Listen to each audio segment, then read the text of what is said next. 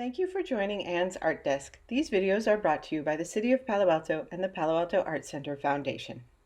Because I thought one of our things we would do together would be sort of a paint along. So I'm looking through some vineyard photos I took a while ago for a huge project I did. And I kind of I like those roses. And I really like that first one that came up. So I think maybe I'll just choose that one. And so that's not so bad. Yeah. And then I have more reference photos. So if you'll bear with me for a minute, I'll just do a little bit more exploration. I do like to use my own photos. Because it means that there's a personal connection. I can always find something online to paint. But I don't really like doing that. Essentially because you're infringing copyright for one reason. That's not going to work.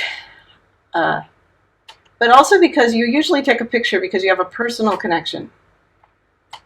And that personal connection is important to the artwork. So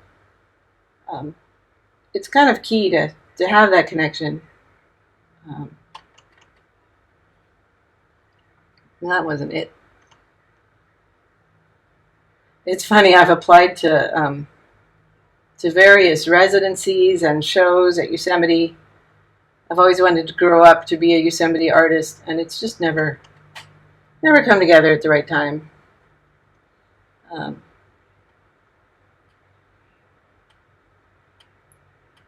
This is a giant oil painting I did, and I'm kind of looking for the reference shot, but I don't see it.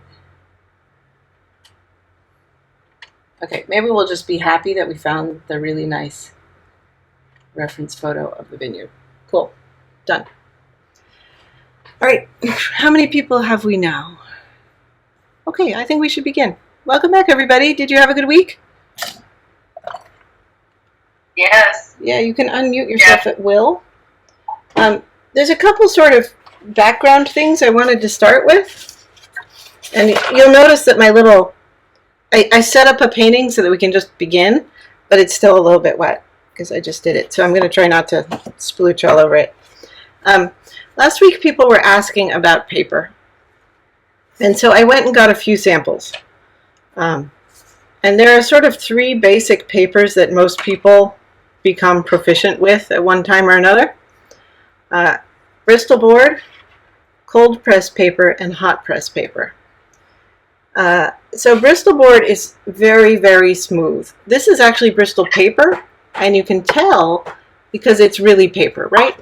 You can buy Bristol board in a much heavier weight. So when it says 100 pound or 140 pound or 90 pound, you're talking about cardstock weight. You can buy things that are 300 pound, and that's usually more like a piece of cardboard. So like chipboard weight would be 300 pound. Or cardboard, or 400 pound. So most of the paper I happen to just have on site, I didn't go shopping for this little mini lecture, is about in the 100 pound, 140 pound, 90 pound realm.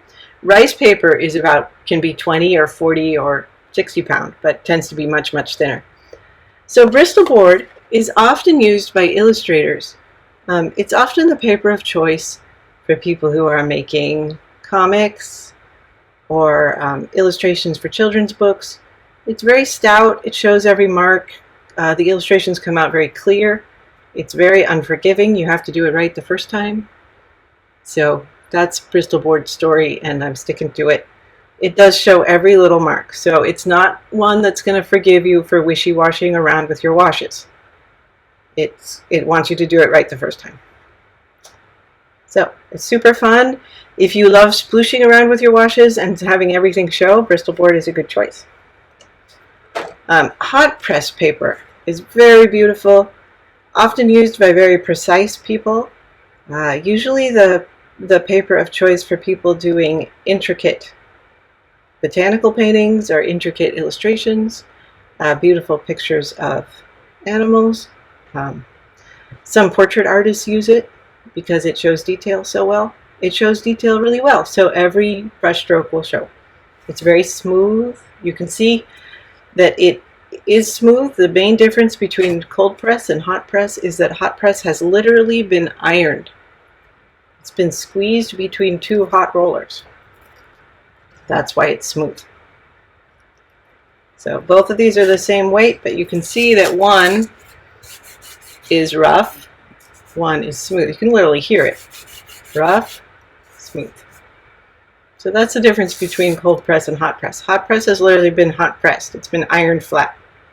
Cold press, when they made the paper, they lifted out the wet rags on the decal screen, and they flipped them onto a felt, and they pressed them, but they didn't iron it. So it has this texture. Watercolor paper comes in many, many, many different textures, and you can play with them all. I think you can even buy like a sampler kit of like 8 by 10 pieces of paper with a broad spread of what watercolor paper can be. This is a very box standard piece of paper that if you are a watercolorist, this is probably what you should start with and become proficient with. Just cold press 140 pound. Strathmore or Canson or whatever you stumble upon will all be fine. Any questions about that stuff? You'll have to unmute yourself, and in fact we can probably just unmute all. I'm not sure how to do that. You may just have to unmute yourselves. Any questions about paper? So the cold press is still good for washes, but just doesn't hold a line or something like that? Well, the cold press is essentially forgiving and kind. But for that, you trade away some of the precision. Like Teresa, the paintings you sent me, I bet they're done on hot prints because they have such a crisp precision to them. And all of these papers come in a variety of weights. They come 90 pound to 400 pound. And 400 pound, think of 400 pound as being like the cover of like the cardboard cover of a sketchbook. It's really heavy paper. You know, that's 3 times as thick as this. And I have a question. Yeah. For the watercolor I did for this past week, I used the mixed media paper. Yeah, and I actually love the mixed media paper. I have some right here. I should have actually presented it in this batch. So I buy these mixed media spiral bound books. They're available at Michael's and any other art store. And I just love how much of a beating this paper can take without undue buckling or crazy or whatever. I think I've ripped out all the stuff, but like you can just keep hitting it with whatever you've got, and it will keep on keeping on. It's a little bit rough. It's not too rough. It can take ink lines and sort of maintain their crispness. So I really like the mixed media paper. It's a little bit smoother. It's kind of between hot press and cold press, which is kind of nice. I really didn't love it as much. I've been using cold press up till now. Well, so what I found is, you know, like if I wanted to lift some color or something like that, right away the surface kind of roughened up and I got little crumbs and stuff. And so I was wondering if you recommended us using that for watercolor. Well, cold press is the stuff that you can take away from. Right. So when I lift the paper towel, you'll see that it comes up. Yeah. The other thing is if you really work on cold press, so if you just take pure water and you put it there and you really want this stuff to go away, then you just gently stir, try not to go outside the lines, and then you get a clean piece of paper and you do it again. No print making, right? As soon as you use your old piece of paper or you move your piece of paper, you're print making. Like this. Let me show you. Print making. Oh, it didn't work. Print making. Yeah. So use always a clean bit. A little bit of washing can help. So if you really want to fix something, you can. Well, the other thing it did is it buckled a lot. Yeah. You know, as soon as I added water to the paper, it seemed like it was Yeah. wrinkling up. Yeah, and you can actually get around that by buying what's called watercolor blocks. It's getting more and more beautiful with the erasure. So you can buy watercolor blocks. So cold press is just more forgiving. So the stuff stays wetter longer. So something I can do is put a different color here and then meld them together without undue stress. Whereas let me pull out a hot press piece and sort of repeat the same exercise. It's kind of pretty with that blue and green mixed together. So then I want to take anything up. It's not going to forgive me like the cold press does.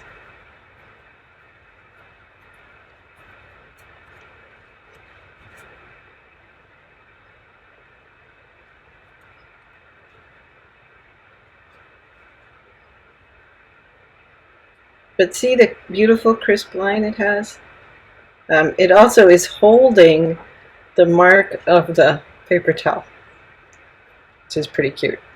But hot press, I've used hot press to make some pretty beautiful botanical illustrations that are in my mom's house that I painted, 25 years ago. But each little beautiful line holds its own personality and its own character pretty well. So each of these papers has something important to give you. And something I tell newbies is it might behoove you to become to know one of them quite well. So rather than spreading your attentions widely, choose a sort of box standard middle of the road watercolor paper and stick with it for a while. If you do want to paint big, then buy a watercolor block because you're going to have stretchy, wavy problems a lot. I can show you a watercolor block if you've never seen one before. Excuse me a moment.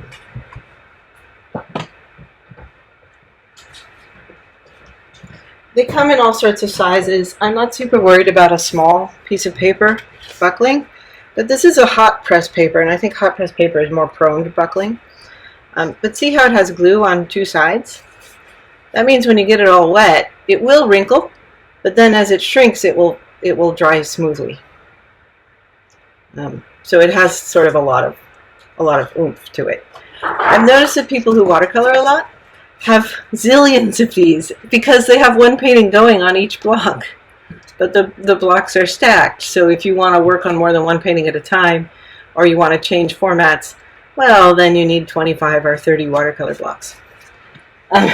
So I think watercolor blocks are brilliant. There are elaborate ways to stretch your own watercolor paper. I have never found myself to be successful at doing it. But you are welcome to try and to watch all the YouTube videos about it. I find it cheaper and easier to simply buy the watercolor blocks from people who are excellent at making them. Any other questions about the papers? Rice paper is a whole different world, and you're welcome to explore it. I had hoped I had in my stock some rice paper, but I really don't. I was wondering, for these wet into wet things, like I was trying to do some of that where you just touch the wet thing that's on there with another brush full of color and have it sort of bleed. Yeah. But just in the time it took me to clean my brush, put on the color, the first one dried, and it didn't I was hoping it would. I think that having a rougher cold press paper might help, or having a damper studio, or asking like Cindy Lane. So see if Cindy Lane has online videos about how she does it. I also think there's something that's essentially like Floetrol for watercolors, which is a medium that might slow the drying time. So now I'm experimenting with that. Because see how you often see videos online where the stuff just sort of explodes outward? Right. But that's not happening here, right? I think that they might be using a watercolor medium. They may also be speeding up the camera so it looks explosive even though it isn't. Okay. Wow, I just made a face. Yeah, I watched the video on the black cats. Oh, and yeah. They too are wet, and I'm wet. Yeah. But it was hard to get the wet to bleed, like to make it fluffy like a cat. I'm more as a line. Yeah. I think that guy is a genius. And I think that he's drawn probably 10,000 cats in his life. He's certainly greeted as a saint when he goes to China and Japan. Did you watch that video? I put a link to a video on the classroom. Yeah, let's see. And he was painting a cat, and he it's like a almost hour-long or something video. He spends like 20 minutes getting the paper wet. Yeah, I think that it may be it's really amazing how, and then he spends time, waiting. He must be waiting for something to dry, and then he paints another stroke. It's amazing a lot. Oh. Yeah, I think that he has carefully tuned what he does to what is possible with the paint. I think you're watching a true master at work. Somebody who understands it on a level most people have never even thought about before. I had this brilliant idea last Christmas to buy my brother and sister-in-law one of his originals, but it's too late for that. They're thousands of dollars. But I've been following him for years. I should have just bought one when I first discovered him and decided he was awesome. That's sort of good advice. Yeah. I mean, if you see what you like, starting out. Yeah, I think you should trust your taste, because he's been on Instagram for 5 or 10 years now, and he didn't used to have the reputation he has today, and he's always been painting that beautifully. Yeah. Anyway, I think he's so cool, and I will definitely go watch the 1-hour video of him painting a cat, because I think that sounds pretty special. I didn't see that go by. So, let me see if I have any other sort of tech equipment to show you, because last week, I think it was Teresa asked about what if you wanted to paint big. So I brought you this thingy to show you. And it is big, and that's one reason we're not using it here. So this is sort of a pro size big watercolor palette. And I bet watercolorists who paint 24 by 36 have 2 or 3 of these on their desks. I bet they really mean it. And that each well is filled with a tube of paint, not the little divots I have here. So just for scale, this is probably, if you want to paint large, this is probably what you need. Because then you can really saturate big, poofy brushes and get on with it. So just to show you, what we're using here on my desk is a really desk-sized kit. This is not an easel-sized kit that I usually use. Somebody just gave me about $400 worth of watercolor supplies. So I may fill this and actually use it. Because I've never had a full deck of watercolor paints before. You know what? One thing with those big palettes, they take up so much room. Haha. You haven't even begun to fight. Anyway, that was just a comment. Yeah. The amount of space the art supplies can take up in your life is limitless. It's based only on what your partner is willing to tolerate. Yeah. Okay. It's 12:25. We should probably paint something. Do you want to do a paint along or watch me paint? What do you prefer? I like to watch you. Any other opinions out there? I think a paint along would be fun. Okay. Why don't we do the paint along, and then if we have time, I'll bring this little thing back and sort of finish it up. Because this one was sort of set up. Let me just talk about this thing for a minute, so that you can use it as kind of a guide. Go ahead and do what whatever is easier. No, I actually think a paint along is a better idea because it's just more fun for everybody. But I'll talk about this for a minute. So today's lesson is essentially about doing 3-pass watercolors. And by 3-pass watercolors, I mean you sketch, And then you do essentially what you see on the page here, which I didn't quite finish. So you do essentially first pass, which is this, where you just put down the first layer of paint. Can you put it on the bigger screen for us? Oh, it's spotlighted. I think you just have to choose it. Let's see. Let me spotlight the video again. No, this is the spotlighted video. No. You may be in. Screen and sharing, so you just stop share, and then we can see it there. Oh yeah, sorry. Let me stop share. Thank you, dear. Thank you, Ellie. Yay! Thank you. You know, We have a technical person on board. you know, Ellie, my daughter is 9, and she is now advising the entire household on tech support problems. So thank you for that. Those kids could make money. I sometimes wish I could pay my daughter for it because it saves me a lot of time and trouble. Here we go. So what I'm doing now is what I call this sort of first pass painting, where all I'm doing is making sort of the first marks on the paper, and then what I would do later on this painting is add the other marks. And the reason I did this ahead of time is simply so that when you guys are on the line, we're already one step ahead. Because kind of what happens is before the first pass, I don't like that at all. Oh, that was bad. So this is where cold press watercolor paper is your friend. So be like, I didn't like that. Take it off. So this is kind of the first pass. So most watercolor paintings are done in 3 passes. 1, 2, 3. This is pass 1. The paper is covered. The sketch is done. The painting is started. So we'll start another painting, and then do the first pass with that.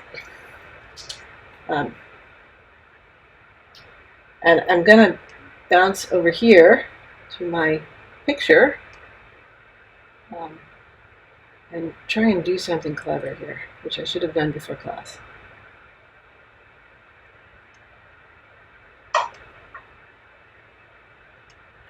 Okay, so I'm going to put that aside, and I got some pieces of paper ready for this class. And here they are. And I kind of want to do this one a little bit bigger than I did my little mini sketch so that you guys can all see it. So for this one, I'm going to do it like out to here.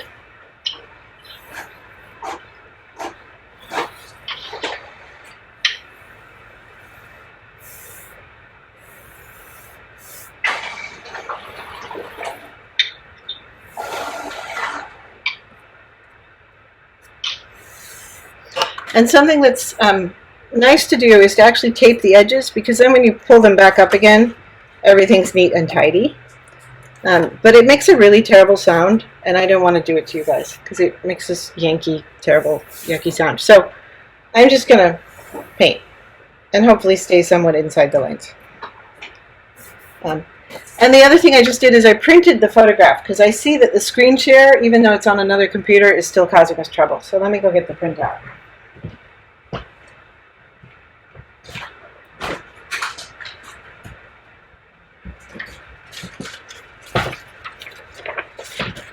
So here's my photograph. Can you guys all see that? I'm actually thinking of transferring from desk mode to easel mode. Does anyone have an opinion on that? I feel like it might be easier for you all to see what I'm up to. I'm starting to feel kind of claustrophobic at my desk. Maybe just because there's too many art supplies on it.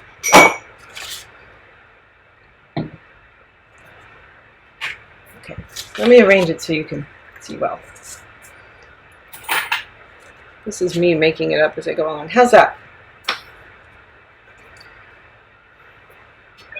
Yep, good. Okay. So first pass is just going to be sketching, which I will do quite dark, just so you can see it happening. And you can do much lighter.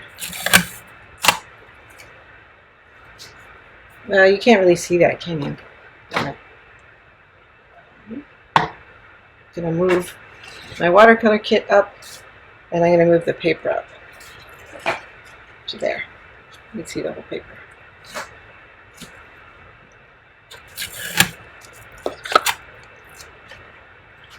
Okay, now we're going. So I'm going to sketch quite dark, and I probably won't be able to erase these lines because they're too dark, so you should sketch more lightly. But I'm sketching dark just so that you can see them. And I may find a way to just incorporate the pencil lines into the watercolor sketch, because sometimes that looks pretty. I hate the fence. I'm leaving out the fence. Nah, no fence.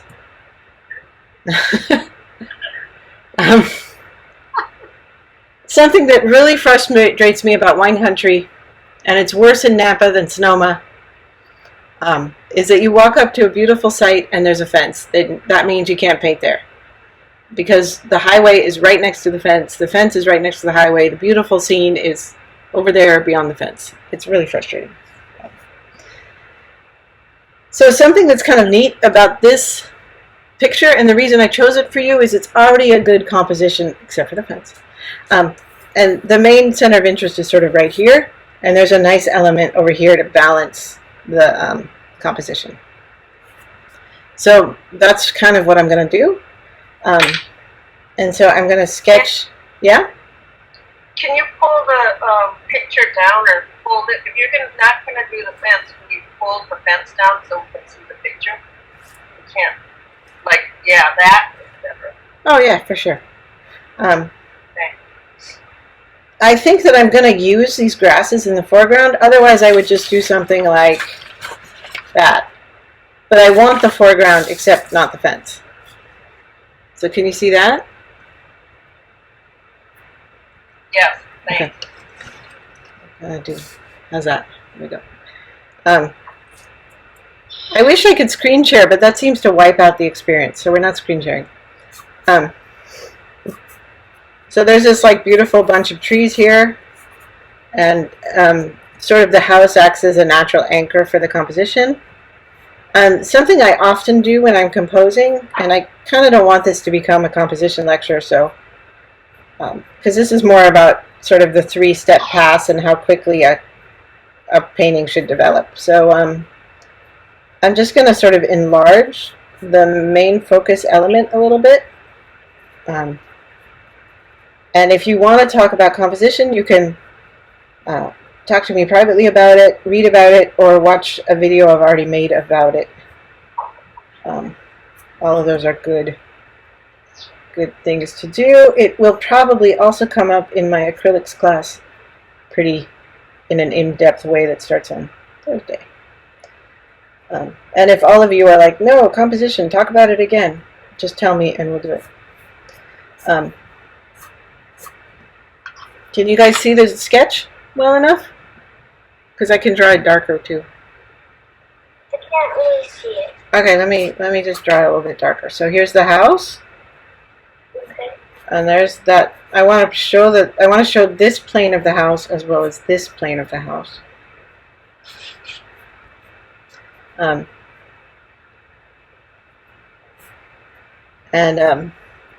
Something I can totally do is share this to the Google Classroom, and then yeah, and if you want to go look at it on Google Classroom, I just put a link to it in Google Classroom. I don't think I copied it right. Okay. So if you want to see the original photo, it's there in Google Classroom already. Boom. Let me go back. It's not adding for some reason. There we go. Oh, it wanted me to write something. So I wrote, ta-da. Okay, I want this little building here. And then these trees, oddly enough, are really important to this picture. For compositional reasons. Oh, but you know what? They're not there. They are not there. That is not what they are. They are here on this hill. It's a little thingy there, and maybe there's a hint of something out there. And then I also like that there's this sort of stopper over here. Okay, the other sort of important visual element is that these vineyards go like this. And so I don't know how much of that I want in there, but I should think about it at least.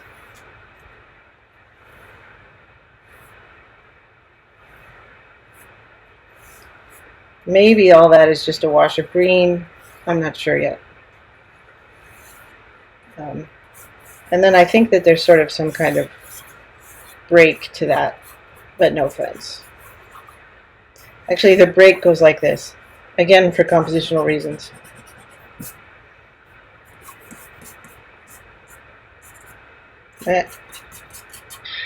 Sorry, I'm designing on the fly, which is not what I meant to do with this picture. I just can't help it. If you want to know why, you can also read Edgar Payne's marvelous book, Composition of Outdoor Painting. Something I'll do is I have a PDF of all the best little visuals in here, and I'll post the PDF. Because it's really about the drawings. His writing is painful to read. Okay, so there's your sketch. And let's do first pass washes. So you get your paints wet, which I've already done. And you just put in a few colors that are going to be important. So something that might be important to do to start is to put in your sky colors and then let them dry a little bit. So this is sort of the fun part of the drawing. My first pass right after the drawing tends to be very wet and wet, very spontaneous. It's super fun. I really like it. And this is also where you can do gradient washes and other fun things like that. It kind of can be nice. So you want, see how the sky is actually a gradient wash?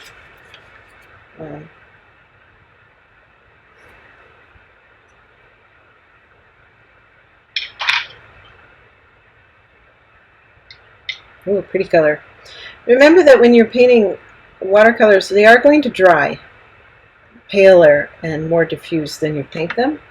So it's kind of behooves you to either glaze your paints with many layers or to simply paint them a little bit more vibrant than you think is going to be strictly necessary.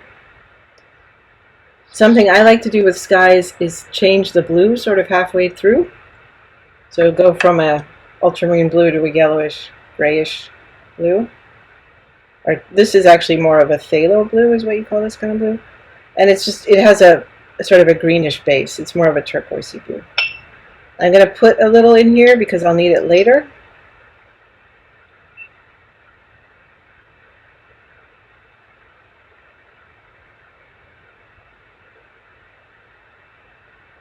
There we go. Now see how soupy and wet that is? The more you touch it, the more it will backwash and puddle and look all weird. So do it once and then stop. Now I'm all curious about how Cindy Lane and the other artists who get those splooshy capillary actions are actually doing it. So I'll do a little research this week.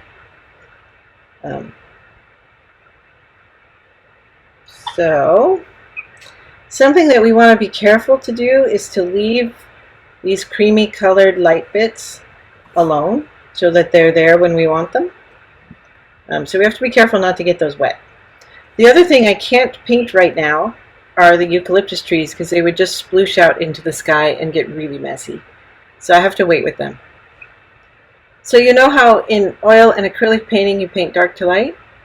And in drawing you draw light to dark? you know, officially in watercolor painting, you draw light, you paint light to dark. However, unofficially, you paint the next thing that is dry, that isn't going to wreck your painting. So when I paint watercolor painting, because I'm an impatient person who doesn't like running my hairdryer all the time, I tend to paint the next color field I can that won't wreck the previous one, which is kind of an odd way to work. So I'm going to paint this opposite end of my picture.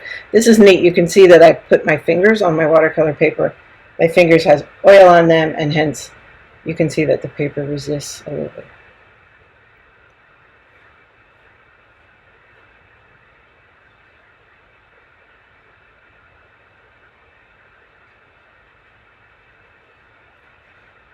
There's also a really dark shadow, right? So the trees are casting a shadow across the paper, or across, not across the paper, but across the vineyard right here. Or it's either the trees or it is, what is it? It's something over here to the left of the picture. It's out of the picture, but it's definitely there. And for that, I may want to sort of soup up a darker bluish gray green, maybe? Something about like that. But if I touch this to the sky, I will be sorry, because they will bleed together. So I want to be careful not to do that. I also see the vineyard. This is where I'm starting to get a little bit too particular already. But you can start thinking about how the vineyard goes. It's possible that toward the end of the painting I will wipe out all this vineyardy silliness.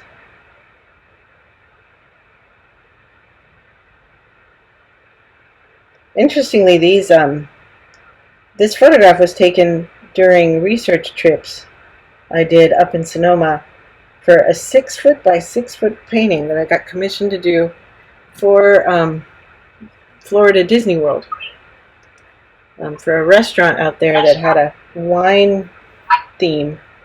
It's kind of one of the more interesting commissions I've ever done. It was incredibly nerve-wracking, because it was an immense amount of time and an immense amount of money.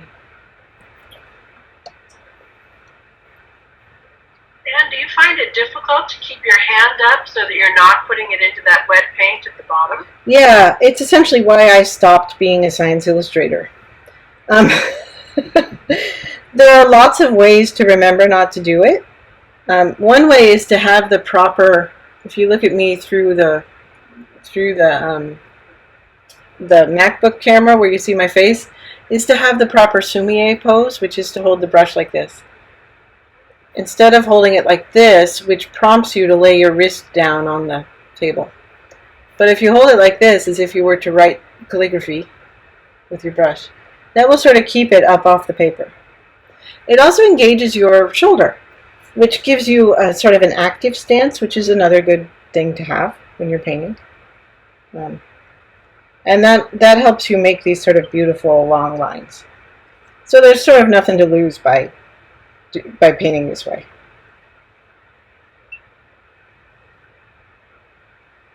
I may be getting to the point where just to like make sure that we respect everybody's time and finish this painting in time, I may get out my hairdryer.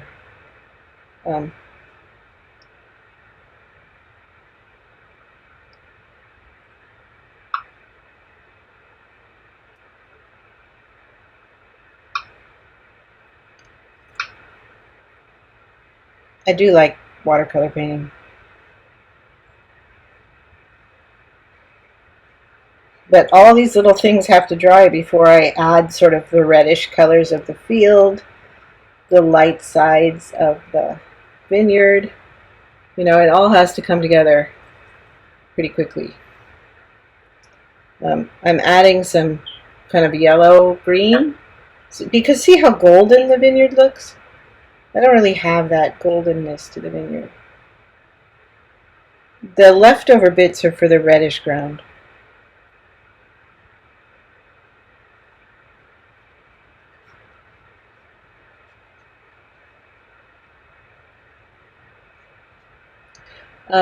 because of this is something I went through last. If you most of you have been here all along, so you remember this. Warm things proceed and cool things recede. And I'm kind of thinking about that right now as I mix up another color for these grasses in the foreground. Because I want these grasses to sort of punch forward.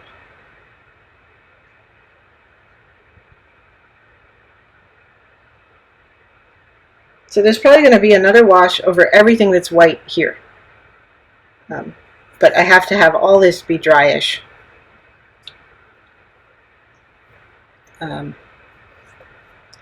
If you don't mind, I'm going to mute and blow dry it. You can watch because it's kind of fun, but I don't want to deafen you.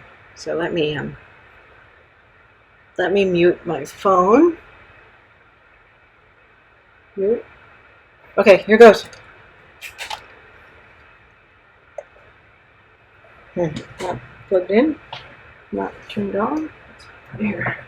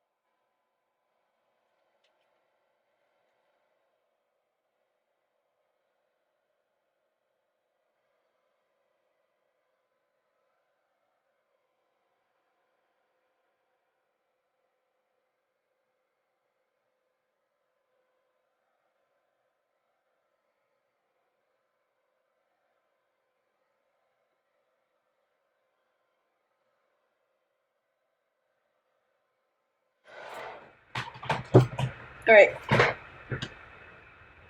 Okay, I'm back. So that's kind of first pass, except for one thing that's missing. You guys still with me? Yeah? Okay.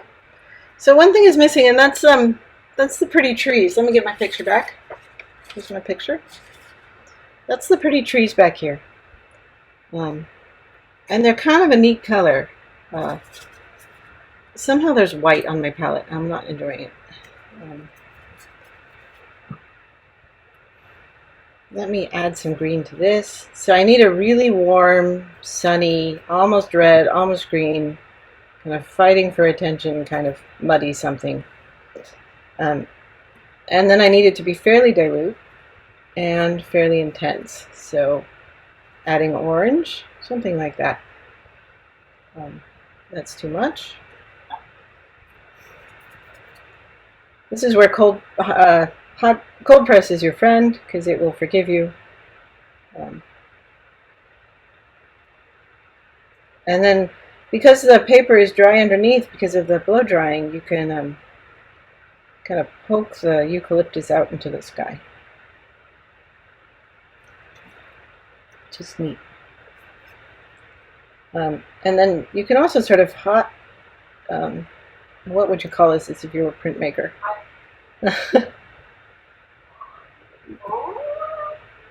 Yep. You can change it on the fly as you go along. Yeah. Take it out, throw out the stuff. Yeah.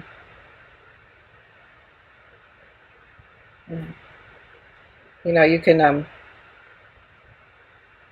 change the color as you paint, modify it a little bit to make it more interesting, drop in some other colors, decide you hated that. Whatever you want to do. Now it's too red. Remix.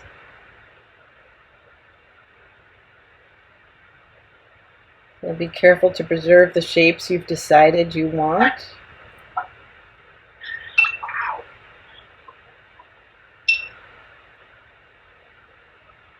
A lot of this it's kind of neat how so many years ago I studied Japanese brush painting as a kid, Ellie's age, And it sticked with me all this time and served me so well. It's kind of a really beautiful introduction to composition and brush control and paint control and just being clean about the color mixing, and it's pretty neat. I think it needs to be more green. I don't really like this part. There's this really neat tree right here. It's kind of separate. So this is sort of, I'm combining pass 1 and pass 2 here.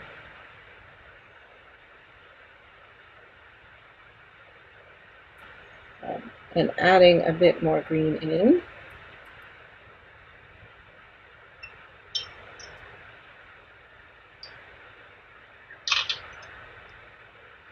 Something that happens in most landscapes is that there are essentially two light sources, and one is the sun.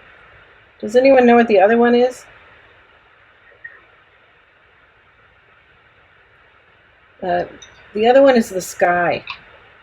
So the light comes from above and from wherever the sun happens to be, which is sort of an interesting idea.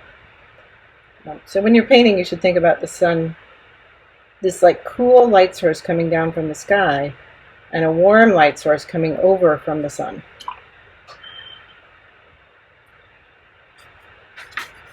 So these trees over here are farther away, so we're going to stick with our atmospheric story and say they are farther away by saying they're a little paler and a little dimmer.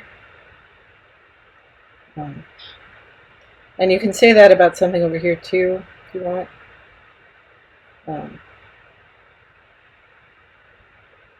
Anything you can give the painting that says, that sort of softens edges and makes things look like they're receding, it's going to help. So I think that red I put in there is just too strong, and I'm kind of hating on it. So I'm going to ask the paper to forgive me and give it back. This is where mucky and muddiness comes from, so you shouldn't do it too much. And then mix up something that's sort of a softer, kinder, gentler green and add that in. Look how much easier that is to look at.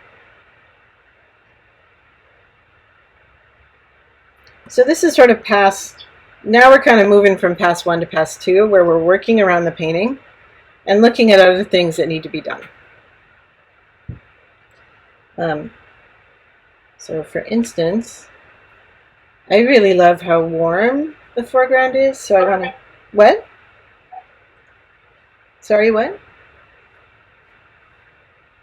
Somebody's trying to say something.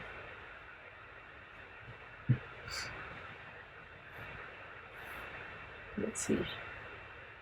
You can say it in the chat too if you want.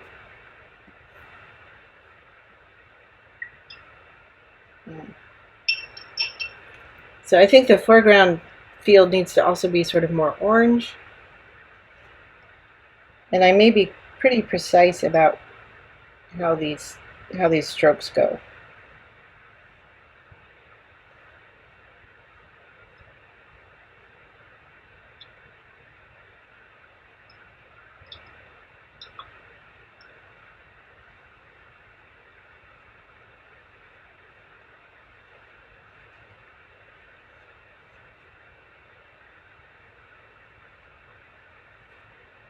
So now I'm definitely doing what I'd call pass 2,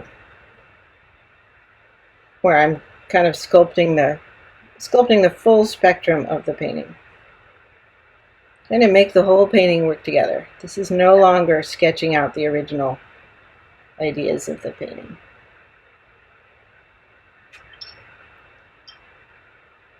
You know, one of the neatest things about teaching watercolor is that little sound of the brush being rinsed in the jar. That's pretty neat.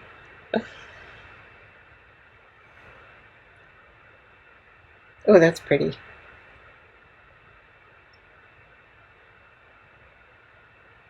Does anybody have any questions right now?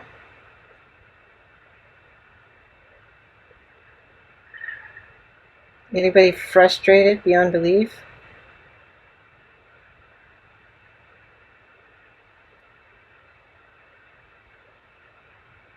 Right now, what I'm thinking about is how much more sensible it would have been to pretend there were no vines. And to just not have the lines of the fields. Just have them be big washes.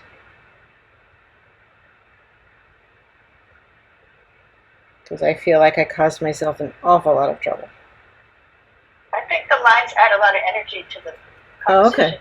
Good. Good. I'm glad somebody's voting for them because I'm like, oh, geez.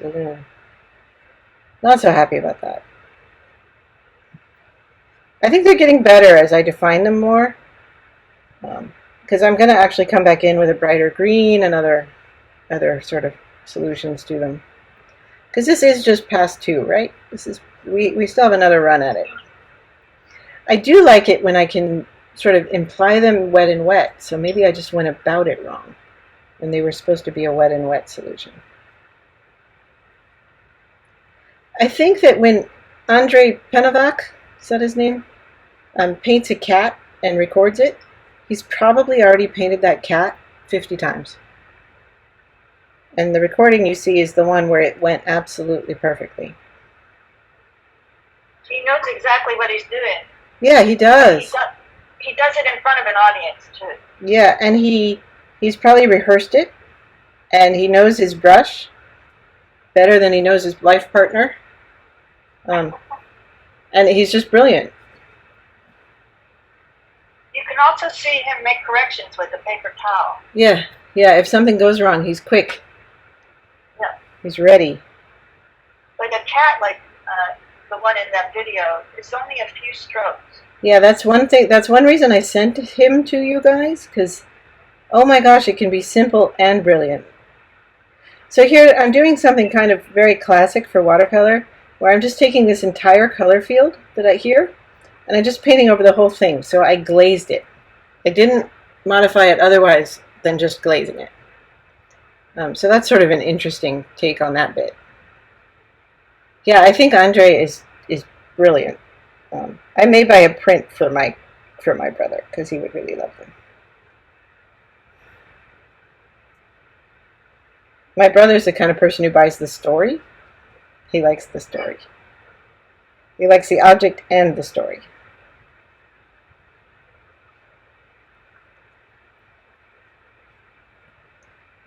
So there's past, kind of past 2, but it's not quite done yet. Do you see how the houses and the trees have some details in them? And I have this, you may not have this particular color, but I have this color called Naples Yellow, and it's this sort of whitish yellow.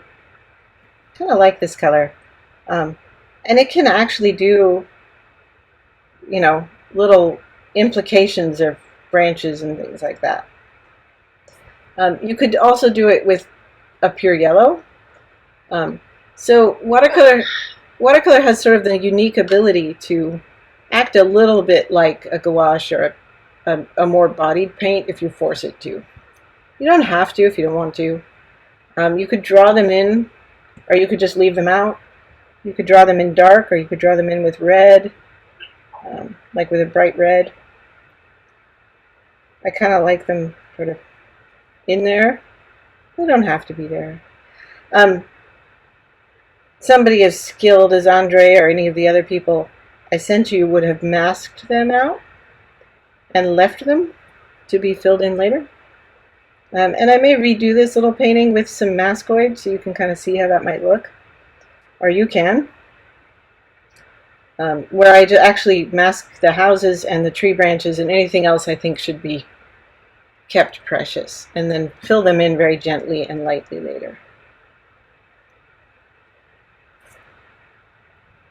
But I do think it helps to have these little light highlights. I also see that, so this is kind of, now I'm sort of fading, I'm crossing the boundary a little bit. So now I'm making a very, very light yellow, or light cream even. I don't want to use that Naples yellow because you guys probably don't have it, and that seems unfair. So I'm making a really light yellow. Lots of water. I sometimes paint with just white too, but it's hilarious to watch my husband be like, "Don't do that! Stop! That looks ugly." But do you see how these buildings are actually sort of a yellow cast because of the beautiful time of day. They're not pure white, and that's sort of important for them. So I want to do that. They shouldn't be blaringly white. And the roof is kind of a neat color. Like this. I'm going to put that in too.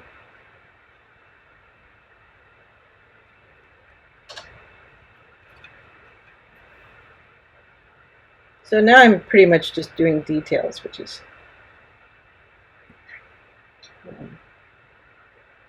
fun, but more of a third pass item. And I'm also painting wet and wet, which is such a bad idea for this one. So do as I say, not as I do. Those details should have gone in a few minutes when the paint's dry. And maybe I'll indeed go like this and try again when it is dry. See, look how forgiving the paper is. So I'll repaint the roof and then come back when things have dried out a little bit. Something that's funny is I missed a little tiny spot in the sky, and it's really bugging me, so I'm going to fill that in. And anywhere else, I think I just sort of goofed. I think a more skilled painter would make these things look like happy accidents. And your eye would love them, but when I look at them, I'm not very happy with them. So. And one thing I can do with them is sort of have them be sort of soft edges for the trees. So definitely at this point we're third stage, because now I'm monkeying with it. So third stage, I would just say, is the part of the painting where you wreck the painting by working on it too much.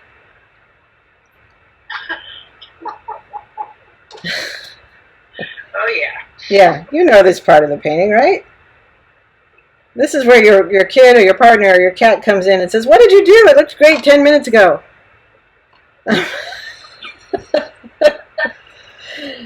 You're like, "Thanks, indeed."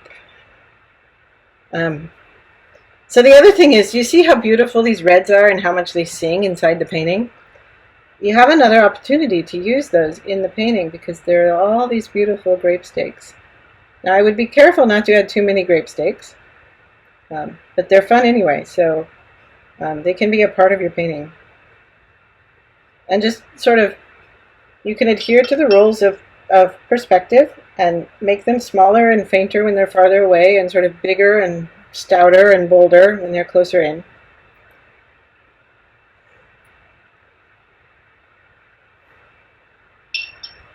Those sticks let you know it's a vineyard. Yeah, they do. They really shout vineyard as soon as they're in. You don't have to put a lot. You just need, to know. Yeah, and I also think that if you were to even go one step further and put a little dab of white on the top of a couple of them, you would even say something more about them. I think that's sort of a detail that might be helpful to the viewer.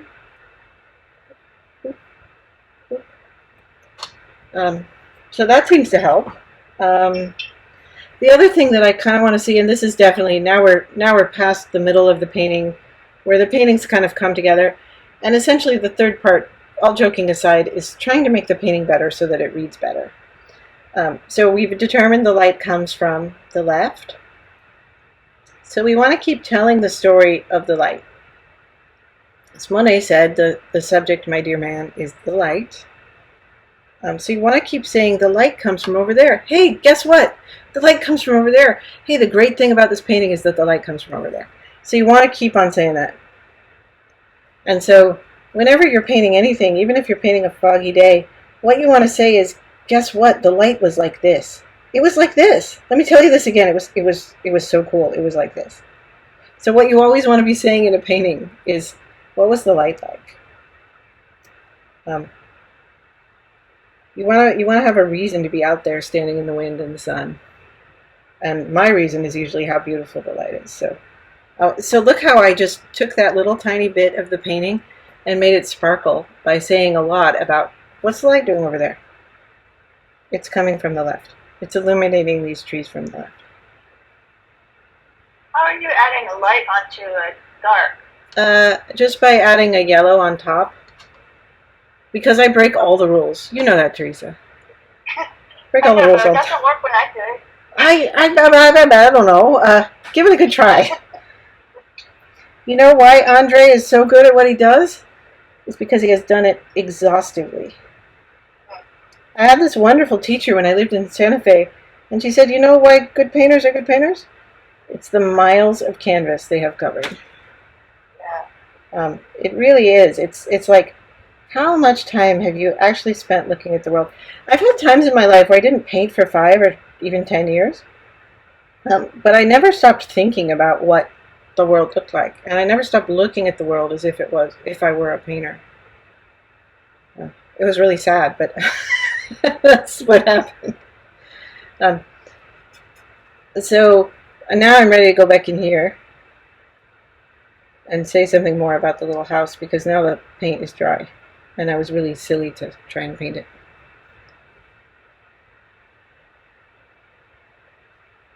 So third stage is like bringing definition to your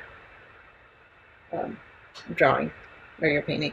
And you know what's brilliant about Andre or any of these other very spontaneous painters, or like Sargent's watercolors, is they don't have a third stage or a second stage. They just paint the painting right the first time. It's brilliant what they do.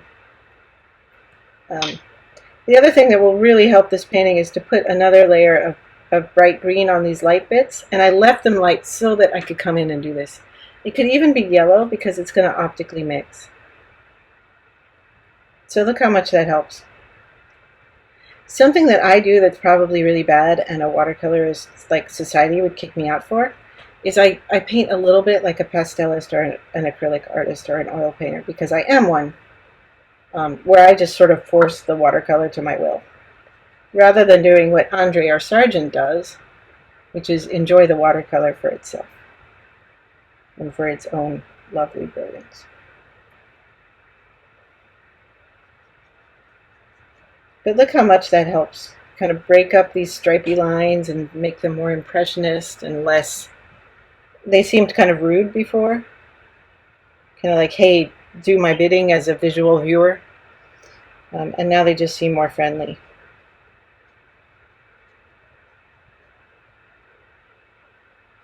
They also help, see how the whites down here draw your eye from the house? So softening these lines over here, making them more gentle on your eye, helps the composition, because it brings you back to the main point. Anybody totally sick of their painting yet? Completely frustrated? Thinking Anne's just making all this up on the fly. Something that seems to be rewarding me pretty well is to add a few darks to my lights, kind of wet and wet. Oh, that's too dark. But this will help in the foreground. This will help sculpt the lines. Again, with the whole atmospheric perspective thing. But that one is just too much.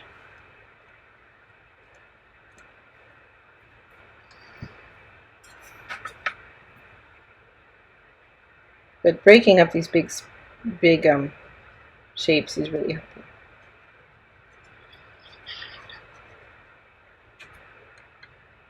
And I like using just sort of pure yellow, because the green underneath sort of informs it and just helps. I'm going to go back there and help that one too. Again, with the whole, hey, light's over there.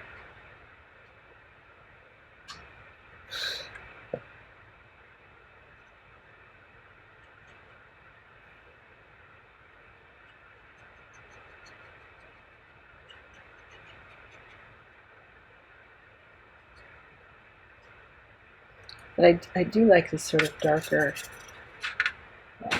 Oh, it's this stuff. There we go.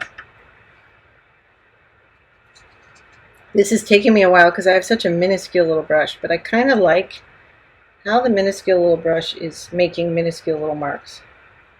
So I could do it with a bigger brush, but I kind of like the darkness of it. something you could do that, even though I can't see it very well in the vineyard, that I know they're out there because I've spent so much time in these vineyards, is these little, the vines are very carefully shaped, and if you were to put just a couple of them in there, it would say vineyard even louder. Like that. Something that if you want to do landscapes, I can't encourage you enough to go out there and do landscapes in the wild. And I've actually been thinking of just doing a get-together group, like in the cactus garden at Stanford, because I want to go outside and paint in the worst way. Or in the Arboretum. One of my favorite places to paint is sort of across the street from the Rodin Garden. That's where I did the oak tree paintings I submitted to the Palo Alto Art Center for their show.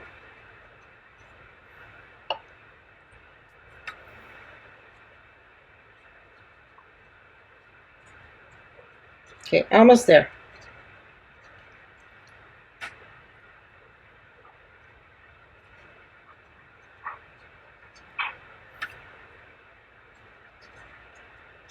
There's one more thing I want to do, though, for this painting.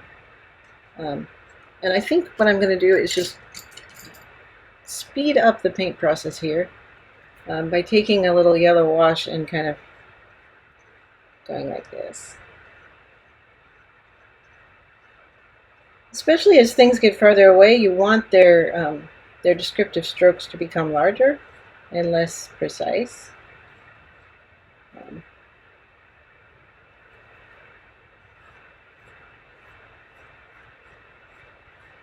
I think people obsess a little bit when they're painting things that are far away. They want them to be grayer, but you should think bluer, but still color intense. Otherwise, you may end up with stuff that's just washed out.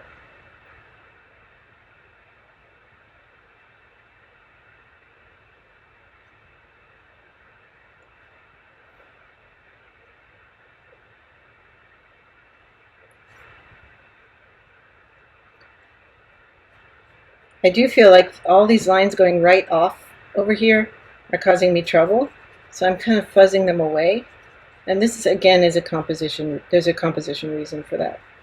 And I may actually go do something like this, just to like make it so your eye doesn't scoof right off that right-hand side of the page. Are you done? Yeah, I'm kind of done too. I'm to the point where the cat comes in and says, "You did a bad job, you overworked it."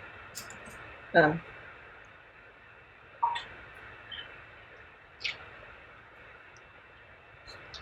then, I don't know, maybe there should be something over here that brings your eye out.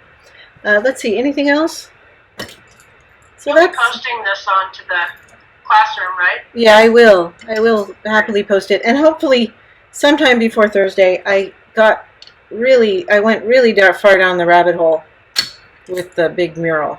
And then people were asking me about the mural, so then I wrote a big essay about the mural, and it all got silly.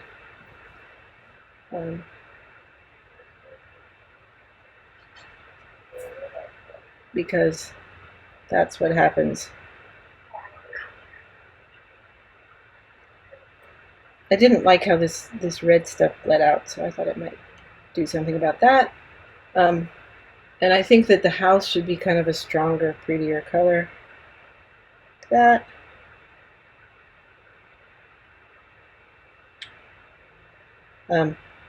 Sometimes I'll go over a painting like this with some ink definition if I feel like it just never really got anywhere. But I consider that sort of training wheels. I would prefer that the painting be ready to play without the ink washes. I tend to think that pen and ink and watercolor is actually sort of for traveling, and that you should be perfectly capable of doing a watercolor without the sort of, sometimes I consider it a crutch and sometimes I consider it a different way of making art, so I'm not sure how I really feel about it. But occasionally I'll just take a painting that isn't very good and add a bunch of ink lines to it. And it often comes up and becomes a very interesting picture. So there's something to be said for that. So now I'm using my watercolors as if they're gouache. Which a true, They're what? as if they're gouache. So gouache, I don't know if you know what gouache is, but it is a opaque watercolor. And good quality watercolor can masquerade as gouache just fine.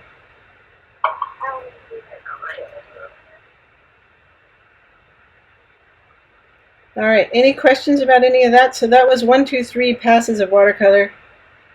Your homework is to sort of try this on your own, either out in the big wide world, or just from a photograph. I think we're probably out of time, but I meant to talk about how you choose photos. Anybody want to hear a little spiel about choosing photos? Yeah. Okay. So there are some concerns about choosing photos that other people have taken, but I think at this stage of your career as an artist, it's fine to paint from whatever you want to. The difficulty with painting with other people's source material is there are a couple. One is just the copyright issue. So if you paint something fabulous and you sell it for a huge amount of money, they will probably call you. The other is that a lot of photographers modify their artwork in Photoshop, and you have no idea what they did to it. So there's a danger that you're going to be painting something that isn't real, which is one reason I like to paint from my own photographs. However, your camera is as equally capable of independently messing up your photographs as an actual photographer. So you would have to check your camera that it's not like fixing the white balance without your knowledge or whatever. I wouldn't worry about that too hard, because it probably doesn't. But the other issue with painting from photographs is you should choose one that has sort of a classic basic composition like this one, where things are set on the thirds. You should choose one that has a strong one-directional light source. Don't paint something that was photographed on a really foggy day, under fluorescent light, in a place that has 6 light sources. Choose a photograph that has 1 or 2 light sources, or even just 1. So when you're choosing a photograph, choose one that has a fairly simple composition, good coloring, simple lighting system, and already has a composition that you kind of like. Don't choose like a landscape that is 85% your dog and you're going to remove the dog and just paint the landscape. Choose a photo that is mostly what you want without a lot of changes, because it's awfully hard to change things on the fly. Any other questions about choosing a photo? You can also just pick a photo that's a well-lit photo of your dog and paint your dog. That's also fine. Just don't choose a photo that you then have to modify 80% of to successfully paint. Let me see. And I have a question about the painting that you just completed. Yeah. So in terms of directing the eye, Mm-hmm. are you directing the eye to one main spot and then a couple of secondary spots, as the eye moves around? Yeah, it's actually, that's a good question. So I tried pretty much just to like keep you from falling off. So I had this problem where the lines were all going here and your eye was just leaving the picture. Like it was going up here and then getting directed off. So when I washed all this in, you got bounced back and went out here, right? So this is pretty much a very classic sort of what I call a journey structure picture, where you're kind of S-curving out of the painting. If you wanted to emphasize that and have it be more like that, something you could do is wash out the sky here. And because it's cold press, we can do this, or whatever, yeah, cold press. We can kind of make a spot there that makes it easier to leave the painting by scrubbing off the paint. Just a spot where maybe this guy's a little lighter or something. So I often think about how the viewer is going to interact with the painting. Sort of right here is probably the center of interest because there's so much going on that's high contrast. So your eye tends to like ricochet around in there a lot. Definitely the vineyard line's going to bring you here. and then you go out there, right? There's definitely a kind of in and out system. So the Is that an inverted S curve in this one, or a regular S? I guess I don't really think of it that hard. Sorry. Actually, that's a great answer. Yeah, it's more a sense of comfort or discomfort, or is there a place where the viewer is looking that I don't want them to? Yeah. Something that is sort of a last minute thing that I guess I would now do is, are there any places that could truly be black? Because that will bring a lot of oomph to your painting. So just that little bit of super dark right there helps a lot. I do think that if there's super dark way back there, there should probably also be a little bit of it over here somewhere. Just to prove that everybody's in this together. So maybe that's too dark way back there. But, oh, now it's too light. These things happen. There we go. So yeah, there is this kind of shifting thing. I do like having this darker color here a little bit, because I was still having this like off the page problem over here. And that could also, one problem people often do, I think it's a little bit like chess, where you think, oh, I have to move the queen to protect her, but in fact you could just put a pawn in front of her. Like there are different ways to play the game. So something I could do is bring the eye more solidly to this spot where I want the eye to be by putting something brighter there. So rather than trying to push you back onto the canvas, I can gently pull you back to the canvas, which might be just more fun. Here I am using the watercolor as gouache because I'm silly. Which means less water. Less water, and having the paint, you know how I say the paint should be milk? Well, this is more using the paint as sort of slightly whipped cream, clotted cream. Yeah, a little bit less water. And then I'm sort of dancing the brush out here and just making it more fun to look right here. And that sort of brings the eye right there. If I just make it more fun to be there, you're more likely to look there.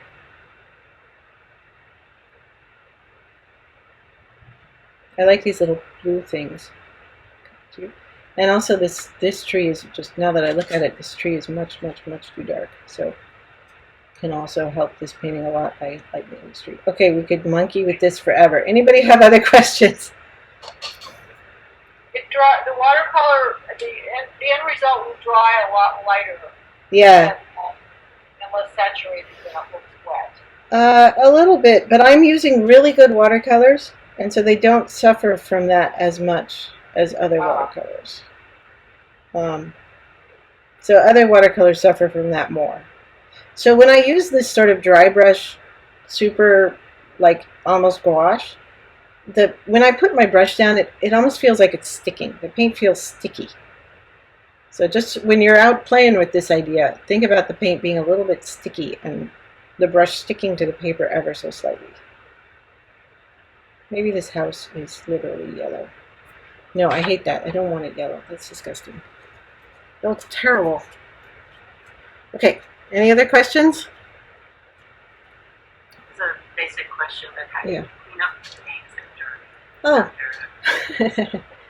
It depends. I often just close my palette like this and don't. And then use these things later. And then the other thing I'll do is just dampen a paper towel that I've already. You'll notice I use my paper towels in fourths, just on general purposes. And I'll just do something like this if I want a clean start next time. Generally, if I'm working at my desk, I do this. If I'm working out in a mosquito-ridden Sierra meadow, I don't do this. Do you clean the pigments at all? Like never, ever. I was once in Costa Rica, miles and miles from an art store. You know, like a day's journey from an art store. And I loaned my palette to somebody who didn't know how to paint She gave it all back, washed out. She washed away about half of the paint I owned.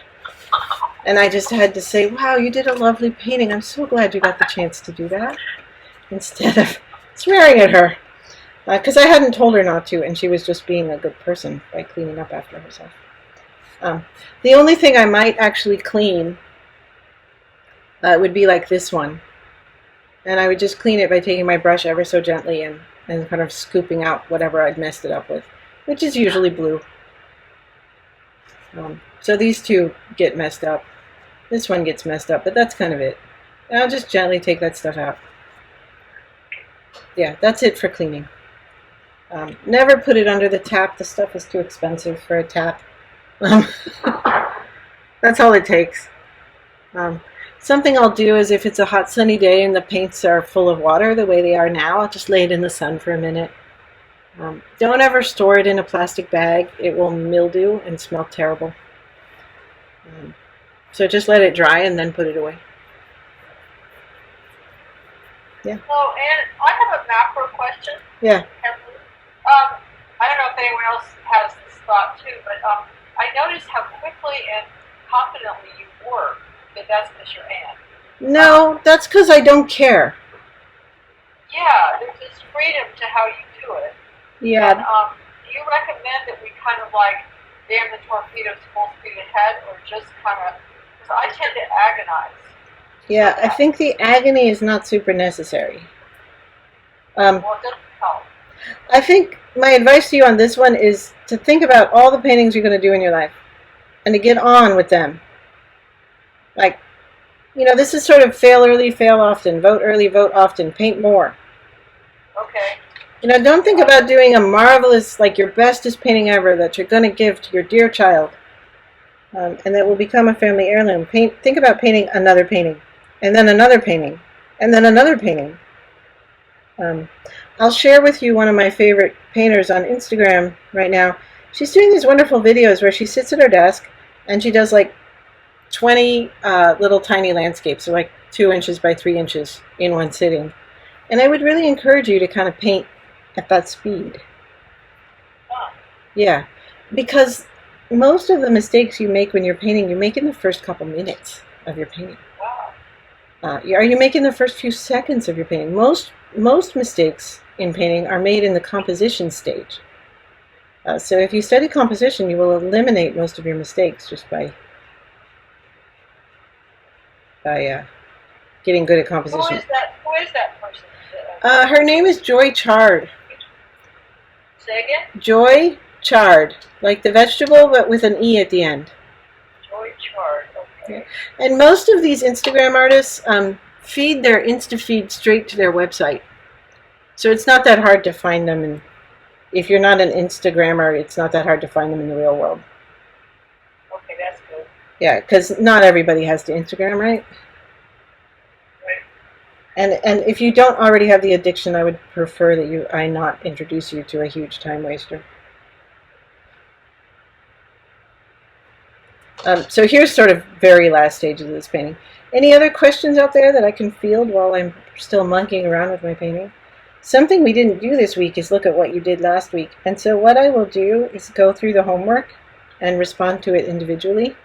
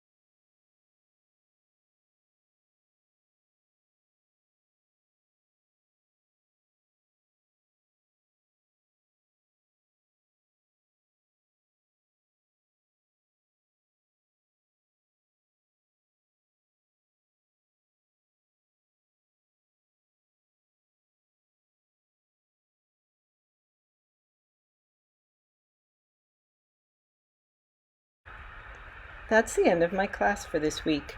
Please join my Google Classroom. The ad code is number 5, X-ray, Radio, Papa, Tango, November, number 5. Thank you for joining Anne's Art Desk. These videos are brought to you by the City of Palo Alto and the Palo Alto Art Center Foundation.